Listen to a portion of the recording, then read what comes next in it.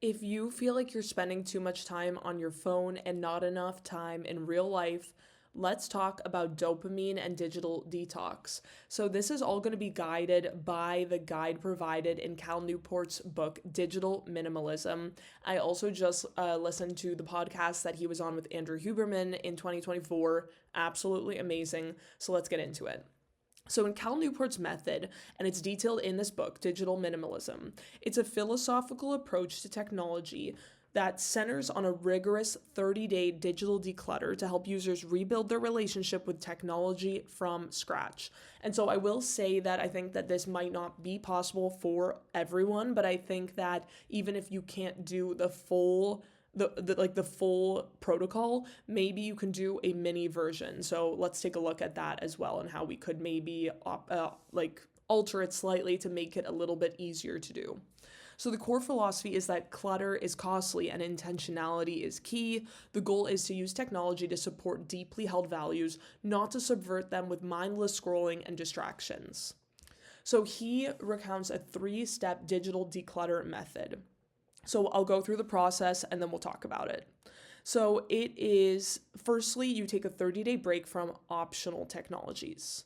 So for a month, completely cut out all non-essential personal technologies like social media, apps, streaming services. So, yep, that includes Netflix, mindless web browsing. I am guilty of this as well. Just quick aside with mindless web browsing, that I'll have deleted my Instagram, deleted my YouTube, but then I'll just all of a sudden, be reading on Wikipedia. So that is not helpful either. The only technologies you are those absolutely necessary for your work and for day-to-day functioning. So like essential work email, basic text, and phone calls. So my numbers are messed up, so I apologize for that. I don't know why it's doing that.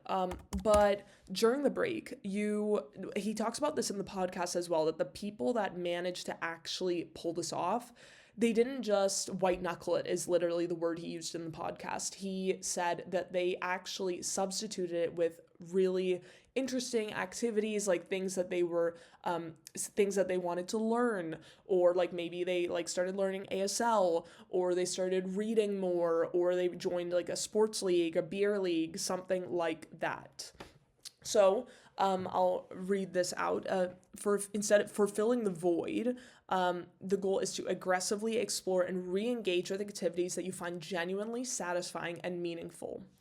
So I just decided I was going to provide my own examples, which I just did. Lastly, you intentionally reintroduce technology. So after the 30 days, you start with a blank slate. So for each technology you are considering bringing back, you must ask 3 questions. I think that I actually cut the questions because I didn't actually find them that helpful. I believe, let me paraphrase, forgive me if I'm missing something, but it's all about how they're serving you, how they make you feel afterwards, and reflecting on whether or not and to what extent they should be reintroduced into your life, instead of just, blindly day 31 turning everything back on. So honestly, when it comes to, I really aspire to do something like this in the new year. I think that especially most of us need these devices for work. So I think it's great that he's created a protocol that actually is compatible with somebody that needs devices for work. Some things that I already do that maybe are good thought starters is I already have the Opal app, highly recommend. I also have, I usually have Instagram deleted, and then if I want to post something, I will download it, post, and then delete it again. I do still have access on my laptop, but I think that it is a lot less addictive when it comes to like the scrolling on a laptop rather than a phone.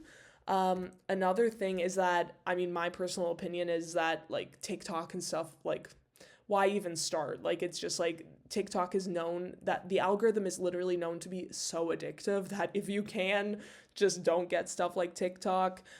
When it comes to YouTube, I think that it's really great to actually be very intentional and subscribe to a lot of creators that you actually find inspiring and like to watch. I like obviously listening to a lot of self-improvement stuff. I also subscribe to a lot of like DJ sets and stuff for if I want some background music. And the nice thing about YouTube is that if you're subscribed to many of these channels, that is what you're going to see first. Obviously, there is a lot of other stuff happening on the homepage, but I think it's very different from like reels on Instagram or TikTok. So I think it's really like reflecting like what parts are you very prone to, what traps are you prone to falling into. And another thing that I will say, sorry, this really is getting a little bit all over the place, but it is something that I'm passionate about.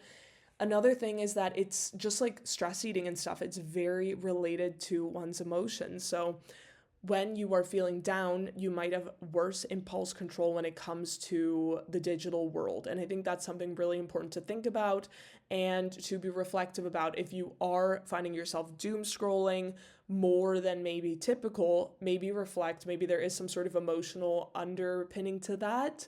And then sometimes maybe the next week you're feeling happier, you'll do it less. And that's just something to observe and to account for when you're sort of thinking about digital minimalism.